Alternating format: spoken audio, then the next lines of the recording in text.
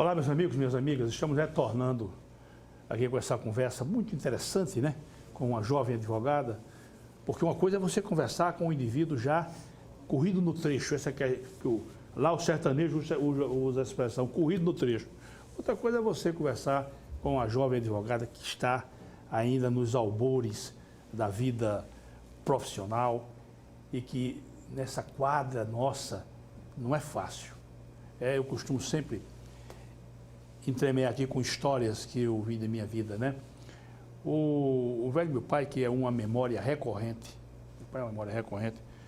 meu pai é da Viçosa, aqui de Alagoas, e meu pai conta que um dia a cidade de Viçosa parou, meu pai era um garotinho, a cidade de Viçosa parou, ele estudava num grupo escolar chamado 13 de Outubro, e esse grupo escolar ele ficou perfilado na estação ferroviária lá de Viçosa, porque ia passar, o trem parava 15 minutos, e nesse trem vinha um rapaz que tinha se formado em Direito em Recife. Eu estou lhe contando a história de 1929. Eita, século passado, sim, mas eu estou só mostrando como as coisas na vida modificaram. Então, parou a cidade de Viçosa, parou porque esse bacharel em Direito, ele ia para uma cidade adiante, Paulo Jacinto, que era acima de Paulo Jacinto ou Quebrangulo, não importa, mas a cidade parou porque esse rapaz vinha nesse trem e houve ainda discursos rápidos. E meu pai conta que ele com aquela fardinha lá do grupo escolar, perfilado para ver essa figura que estava passando por lá, que era o bacharel em Direito. E hoje você vê, né? Eu vejo, Mariana, com todas as vênias, me permita, você está nesse meio, mas o curso de Direito anda muito banalizado. Eu acho isso uma monumental, não vou cansar nunca de dizer, uma monumental descortesia, porque eu aprendi muito cedo que tudo vem em cima de uma lei de oferta e procura. Se você cria muitas faculdades, isso vai ter uma repercussão ruim mais adiante. Mas voltando aqui à nossa conversa, você participou, você teve uma vida muito intensa na sua fase acadêmica. Isso é muito importante, não precisa ninguém me dizer, você própria descobriu isso, que é muito importante. E você estava narrando um trabalho que você fez, né? Como é que foi isso? É isso mesmo.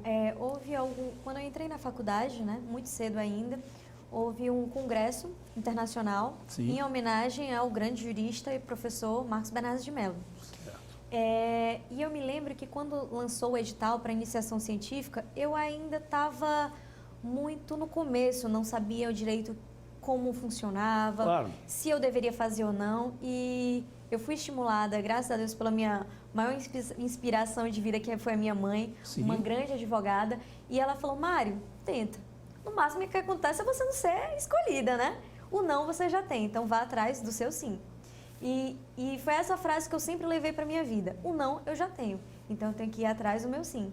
Eu mesmo sem saber, eu falei: não, vamos começar pelo começo. Peguei a obra do professor Marcos Bernardes de Mello, li e eu achei espetacular. Aí eu falei: não, uma homenagem a ele eu tenho que fazer.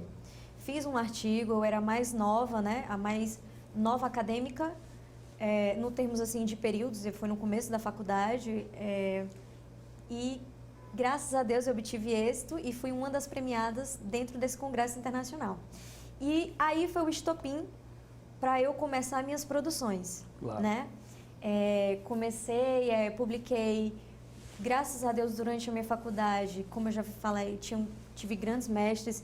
A professora Carol Mafra foi minha mentora desde o começo. Nossa, caríssima Carol. Com certeza, sempre me estimulando a participar ativamente das produções acadêmicas, das atividades extracurriculares. E eu digo que, graças a todas essas pessoas que me estimularam a alcançar um determinado patamar que eu tinha muito receio de não conseguir, e graças a Deus eu consegui, que gratidão me define dentro do meu curso, né?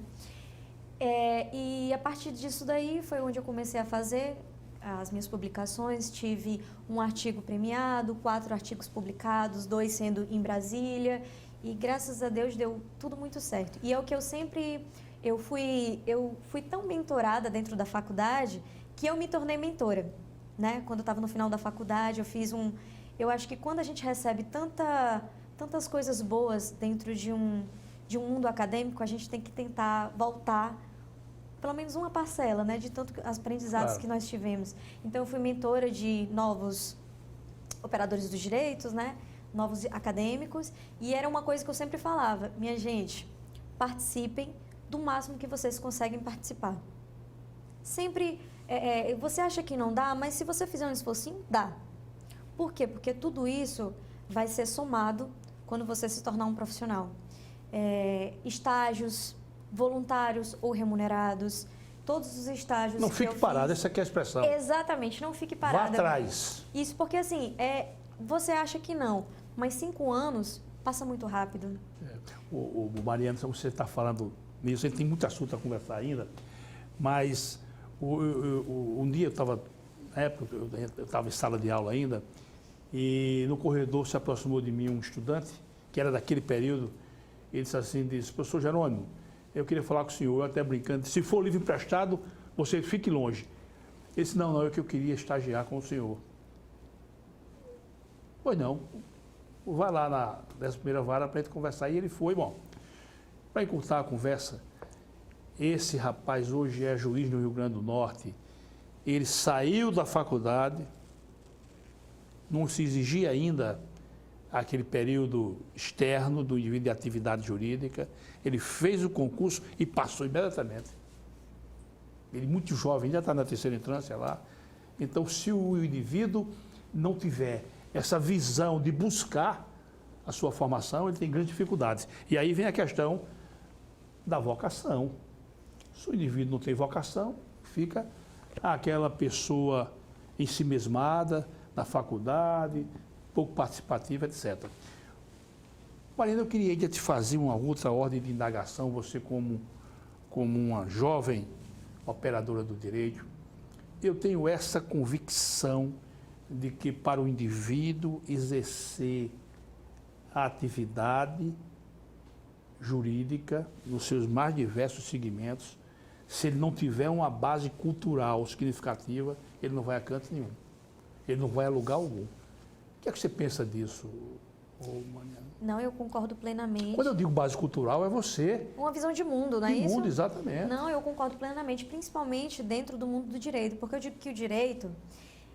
Eu digo assim, quando a pessoa está em dúvida que não sabe o que fazer, tenta direito. Por quê? Porque o direito, ele também te dá uma visão de mundo muito ampla, né? Você conhecer aspectos jurídicos que influenciam diretamente na tua vida, fazem você ter uma perspectiva de dia a dia, de cotidiano diferente, inclusive nas ações, né? Eu digo que conhecimento nunca é demais. E a gente ficar na zona de conforto da ignorância é muito fácil. Então, a gente tem que ir sempre buscar. E o buscar é sempre ter essa perspectiva cultural de mundo. O direito, ele, como é que eu posso dizer? Ele tem uma inter-relação de dependência entre as disciplinas, né? Eu já peguei casos onde, por exemplo, eu estagiei na Defensoria Pública da União, então mexia com muitos casos de saúde, né?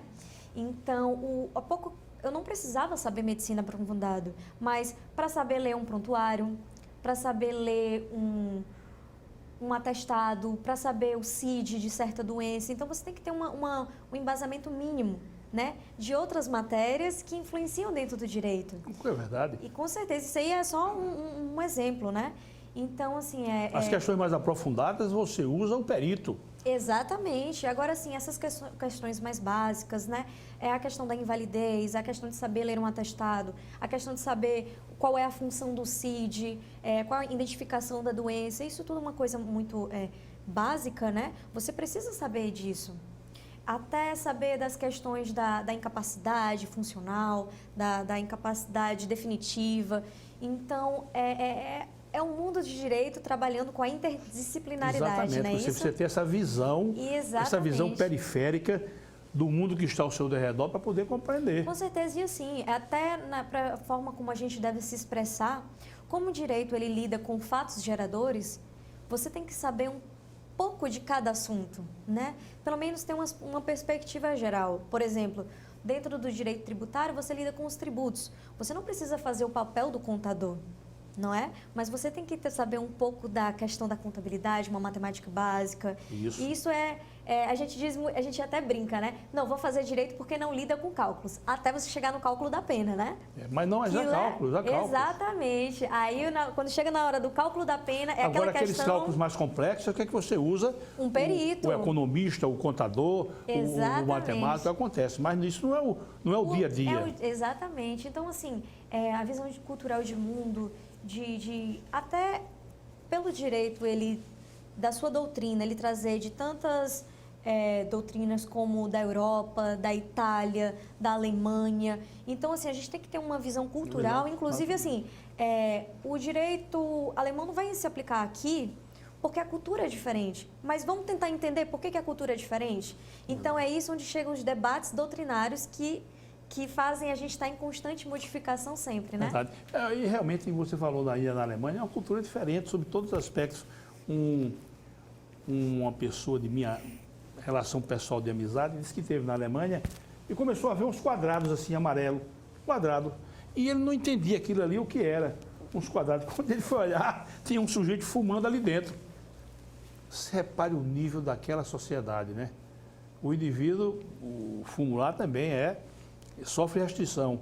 Mas o que fizeram? Uns quadrados na rua, para o indivíduo que quiser fumar, ele fica dentro daquele quadrado ali. Não vi muita lógica naquilo não ali, mas...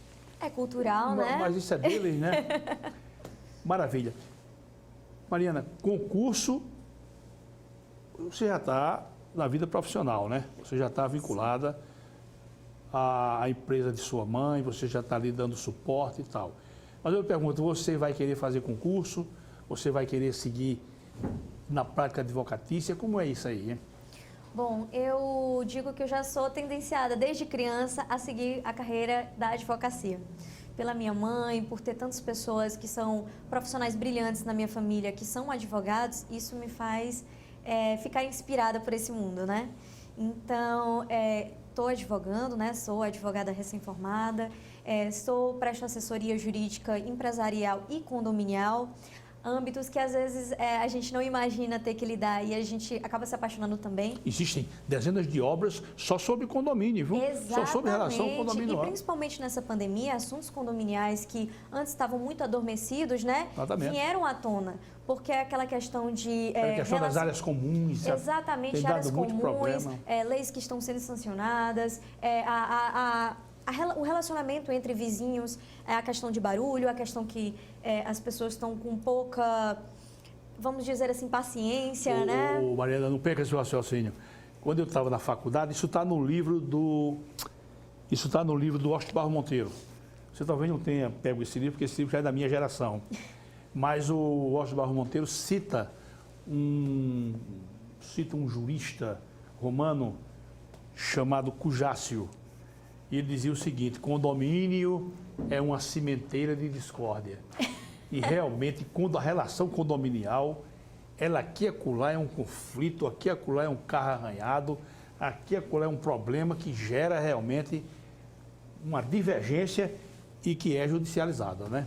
Exatamente, porque assim, a gente já parte do pressuposto que qualquer relação entre humanos, personalidades diferentes, sempre vai existir, seja mínimo ou máximo, algum tipo de conflito. Quando a gente fala já o termo condomínio, já significa mais de um dono, não é verdade? Então é mais de uma personalidade, exatamente. Já é mais de uma personalidade tendo que lidar na mesma infraestrutura, por assim dizer. Verdade. Então isso é um assunto que ganhou muito destaque ultimamente, principalmente nesses tempos de quarentena, isolamento social. E é uma área que eu realmente estou me encantando, estou encantada. E essa é a graça do mundo do direito. Existem tantos fatos geradores que são disciplinados, tantas disciplinas que estão lidando com o nosso cotidiano, que você acaba se apaixonando por tudo. Ainda tem uma questão que na relação condominial tem que ser muito observada, que é a questão da jurisprudência. Como é que os nossos tribunais estão entendendo isso? Ainda recentemente eu fiz uma pesquisa, eu tenho uma questão que trata de condomínio, fui aos julgados para saber, para ter um norte. É muito importante o pensamento dos nossos tribunais nesse sentido de condomínio, né? Com certeza. A jurisprudência, ela é uma série de decisões que se cria uma unificação. Então, isso a gente toma por padrão. Tendo em vista, assim, que não existem tantas especificações legislativas que disciplinam a questão dos condomínios mesmo, né? Como a gente pode ver em outros âmbitos do direito. Então, partir para a questão da jurisprudência meio que cria uma referência para como é que se lidar com certas situações. Isso é até bom para a gente não ter a necessidade de ter que judicializar tudo, né? A partir disso, dos entendimentos dos tribunais, a gente já consegue disciplinar as vidas dentro do condomínio, do cotidiano, né? Essa questão que eu te falei era uma questão de animal. Uma questão de animal. Que é bastante polêmica, né? Porque não basta só eu ter ojeriza animal. É preciso que haja alguma coisa a mais, por exemplo, um perigo para a comunidade, de transmissão de doença, etc, etc. Isso tem que ficar fixado de forma concreta. Quer dizer, não basta só que o síndico não goste do animal. Não basta só que um morador XYZ não goste do animal. Foi uma questão muito interessante que eu tive que procurar na jurisprudência, né? Mergulhar para formar. Verificar se estava constando na convenção, no regimento interno, que tem toda aquela especificação de cada condomínio, né? Pronto, você disse tudo. Marina, eu queria tratar de um outro assunto com você. A gente já abordou rapidamente lá atrás a questão da banalização do curso de Direito. Sim. Eu já disse que eu acho isso uma coisa muito... Uma coisa complicada, mas uma coisa que você tem que pensar. Né? Você tem que fazer uma reflexão sobre isso. Porque você tem uma formação, você vem desde a época de faculdade, com uma formação esmerada, uma formação significativa, proficiente. De repente você se encontra no mercado de trabalho com pessoas que não têm a sua formação e que vão, às vezes, apenas para procrastinar a jurisdição com um certo desprestígio, não é? Para quem te procurou, confiou a você os seus interesses e às vezes vê uma demora, uma coisa que desalentadora. Qual é a análise crítica que você faz disso aí? Hein? Não, eu concordo plenamente com cada palavra proferida pelo senhor. Eu acho que realmente essa questão de ter tantos cursos de direito banalizou, de uma certa forma, um curso que é tão incrível, né? E é justamente por isso que eu valorizo a prova da ordem, né? A prova da ordem, ela faz uma espécie... Talvez não seja assim tão eficiente, mas eu acredito que qualquer tipo de... Acho que todo instrumento tem seus pontos positivos, claro, e suas falhas, né? E o sentido é justamente fazer um certo dique de contenção. Exatamente. Mas não quer dizer que vai ser 100%. Não vai. Isso, eu acredito que, em relação a essa profissão de advogado, existem dois tipos de filtro. Eu acho que tem um primeiro filtro, que é a prova da ordem. É uma prova, não desmereço, é uma prova que não é fácil. Tem o seu valor? Tem o seu valor. É uma prova complexa, é uma prova que exige conteúdo, é uma prova que exige dedicação. E o segundo, eu digo que é o próprio mercado. O próprio mercado, exatamente. O próprio mercado, ele consegue filtrar aquele profissional que busca conhecimento, é aquele profissional que se dedica, é aquele profissional que realmente está lá para dar o seu melhor. E, consequentemente, conseguir o seu melhor para o seu cliente. Mariana, eu também, no meu início de carreira, eu não... Claro que eu não sou pioneiro em nada, nem criei nada, mas eu tinha isso comigo, embora não tivesse tido de canto nenhum. Em lugar algum, eu dizia assim, a melhor propaganda para mim vai ser um cliente. Então, procurava dar atenção, procurava corresponder, procurava manter informado, etc, etc. Porque, como você disse, às vezes o próprio mercado, ele vai pulindo. Isso. Ele vai pulindo aquele ambiente profissional e vai afastando aqueles que não correspondem, né? Isso também acontece na medicina. Isso, com certeza. E no direito ainda com mais profusão, porque a atividade é pública. Você veja como são as coisas, minha cara Mariana. O indivíduo entrega a sua pretensão a um profissional do direito. Por uma coisa ou por outra, ele desconfia que as coisas não estão indo bem. Ele chama um outro advogado, ele diz, rapaz, dá uma olhada nesse processo aqui e dá o número. E se ele não estiver em segredo de justiça, o outro advogado analisa o trabalho do outro e, eticamente, não há nenhuma falta de ética nisso, diz, olha, o caminho está totalmente equivocado. Você concorda comigo, Mariana? que o indivíduo deve ter maior cuidado ainda. Eu concordo, porque assim... Porque a atividade é pública, né? Não, com certeza. E assim, eu acho que, às vezes, por conta até da demanda de um escritório, a gente não trata o cliente como pessoa, a gente trata o cliente como mais um número. Isso eu via também muito em estágio. Estagiei, graças a Deus, em vários âmbitos públicos. Passei pelo Ministério Público, pela Defensoria Pública, tive um período também na Justiça Federal. E assim, a gente tem que ter muita sensibilidade para saber que, por mais, vamos dizer assim, simplista a situação, estamos envolvendo vidas, estamos envolvendo pessoas. E que para você pode ser mais um processo, que você pode tratar com a devida atenção ou não, mas para aquela pessoa é um fato gerador que aconteceu na vida dela que está colocando em suas mãos. Claro, a causa mais importante é a minha. Exatamente. Então, assim, muitas vezes a gente tem... no direito, a gente pode abordar de várias formas para conseguir uma mesma finalidade, né? Claro. E, às vezes, o advogado, até mesmo por conta da demanda, ou então não deu a devida atenção, ele vai para um caminho mais prático, mais padronizado, mais do dia a dia. E talvez aquilo, para aquele caso concreto, não seja a abordagem cabível, né? Então, talvez para aquele caso, uma abordagem seria algo mais complexo, algo mais aprofundado, algo mais complicado, por assim dizer mesmo, né? Que exija mais descrição, detalhamento, né? Que às vezes é o que não acontece.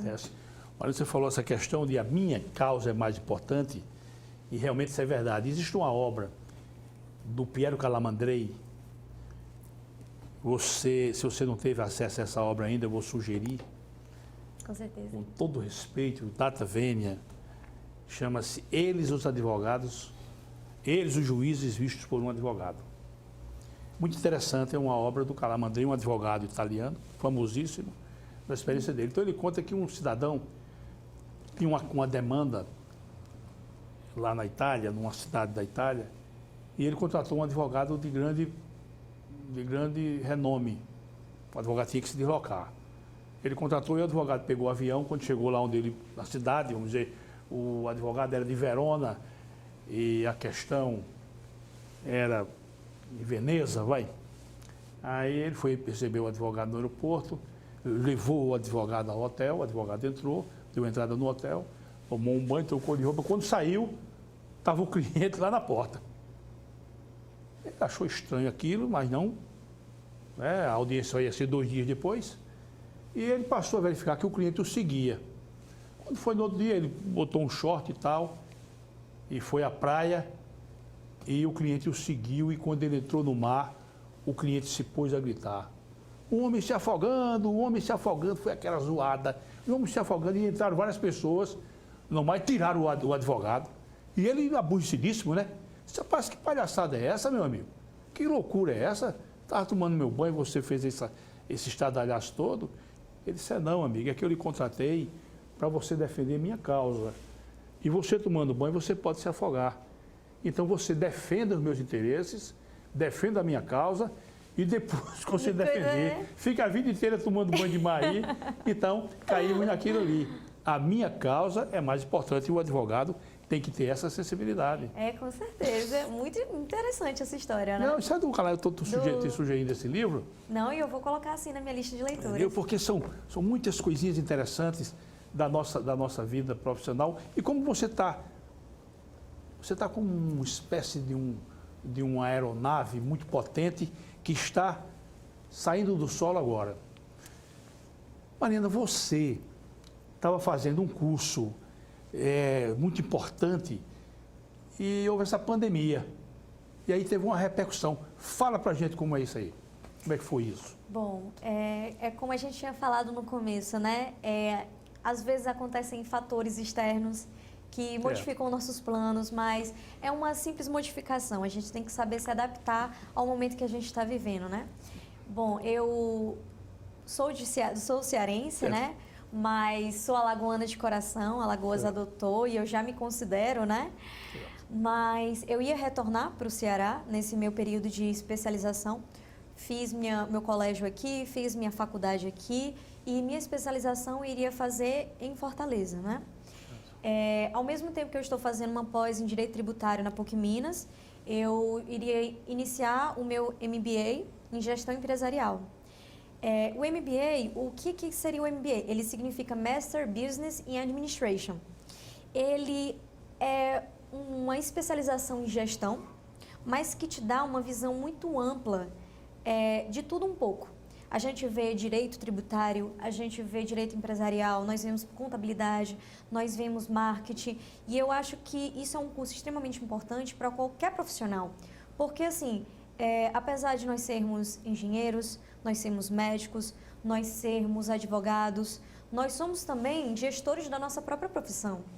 E nós temos que saber gerir, nós só temos que saber como ser empresários liberais, não é verdade? Perfeito. Então, eu estou fazendo os 2 cursos, né? Ia para Fortaleza, mas em razão da pandemia, os cursos agora estão ao vivo, né? Aula EAD, que é ensino à distância. Mas assim, não perdeu a qualidade de momento nenhum, professores excepcionais.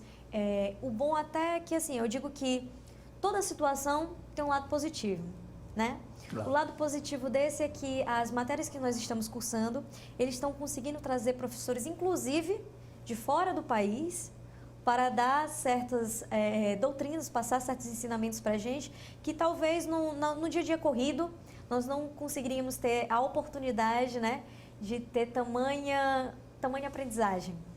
Então, eu digo que temos que saber nos adaptar aos momentos, nós às vezes saímos com tudo já esquematizado, né? Eu acho que isso é uma peculiaridade de qualquer estudante. A gente imagina um mundo fora da faculdade e quando a gente sai, a gente vê que não é bem assim. Você tem que ter os enfrentamentos com a diversidade. Exatamente. E tem que estar preparado para isso, né? E é isso que eu digo, é assustador, né? Eu digo, pessoal, a gente assumir que a gente está com medo, a gente está assustado, porque assim, tem um grande filósofo, que agora me falha uma memória o nome dele, mas ele diz que a gente teme o desconhecido. Nós sempre vamos ter receio do desconhecido. Então, tudo que é novo, tudo que é transformador, tudo que é de mudança, a gente tem medo, mas isso não significa que nós somos mais ou menos competentes. Não, significa que mesmo nós estarmos, né, nessa situação, nós temos que enfrentar, como tudo na vida. Então, foi um período de modificação, foi um período de adaptação, foi um período de transformação. E nós estamos atravessando ainda esse problema. Exatamente. Então, assim, até tudo se normalizar, e é o que sempre muitos estudiosos estão falando.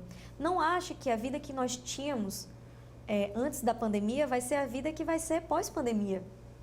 Não, porque a gente vai ter que lidar com uma nova realidade, com a modificação social, com a modificação cotidiana. Primeiro tem que vir a vacina, passa por aí. Exatamente. Chega na vacina, a gente decide como é que a gente vai fazer, né? Exatamente. Mas essa questão que te desafia, te transforma. Então, somos constantemente desafiados por N fatores, pela nossa personalidade, pela nossa profissão, pelo nosso... Enfim, é o que está sempre nos desafiando, mas temos que enfrentar com medo ou não. A minha avó mesmo diz, minha filha, você está com medo? Vai com medo mesmo, que não tem essa. Verdade. Então, temos que levar isso mesmo para a vida. Mariana, você está no caminho certo, você tem uma coisa muito importante que é a juventude. Há muitos anos atrás, alguém disse, e eu estava perto e eu vi, e adorei ter ouvido isso.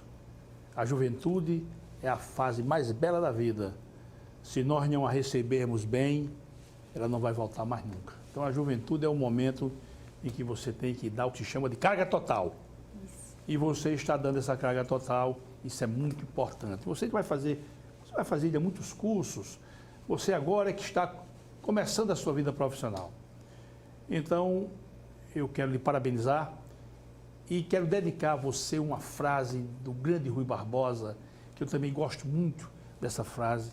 Também li há muitos anos, quando o Rui Barbosa, um daqueles momentos de muito brilho, disse: o advogado é o mais belo dos profissionais, pelo seu conteúdo idealístico de que em quaisquer circunstâncias tem sempre muito mais a dar do que a receber. Isso não sou eu que estou dizendo, foi o grande Rui. Então, já encerrando aqui recebi o sinal ali de que nós estamos concluindo a nossa entrevista, quero deixá-la para você, rapidamente, por favor, mande uma última mensagem para seus colegas que estão se formando ou recém-formados. Mande uma mensagem de perseverança, por favor. Bom, uma vez um grande jurista me deu um conselho no começo da faculdade e eu levei para a vida, que foi o grande Dr. Jerônimo. Ele virou para mim e disse assim, que eu tinha que fazer dentro da faculdade, dar o meu máximo, e quando eu saísse eu tinha que ter uma meta. Ter uma meta, colocasse quantos anos você quer estar estabilizada. E é assim que eu sempre persegui. Nós temos como já dizia o grande diplomata Joaquim Nabuco, nós temos a impaciência da mocidade, mas nós temos que compreender que tudo na vida tem o seu momento, tudo na vida tem o seu tempo. Então, acreditem, vivenciem o momento que vocês estão passando e deem sempre o seu máximo. E coloquem uma meta. E saiba que o desejo de hoje, o sonho de hoje é a realidade do amanhã. Gostaria de também aproveitar o momento para agradecer ao programa Momento Jurídico, né, por ter me dado a oportunidade de compartilhar um pouco a experiência. Você virá aqui mais vezes, viu? Muito obrigada. Fazendo um convite, com maior honra, eu venho para cá conversar um pouco mais com o senhor, né, doutor Jerônimo? Essa conversa informal aqui pra gente. Claro. Então, assim, gostaria também de agradecer a todos que estão assistindo aí pela TV Mar e desejar a vocês uma ótima vida e muito sucesso por tudo que vocês galgarem. Muito obrigada. E obrigada, doutor Jerônimo. Maravilha. Mariana, sucesso para você, junto à sua mãe. Transmita-lhe um abraço fraterno. Sua mãe é uma pessoa que eu tenho uma profunda admiração por ela. E meus caríssimos telespectadores, sempre agradecendo essa honrosa audiência. E até o nosso próximo encontro, se Deus quiser. Tchau.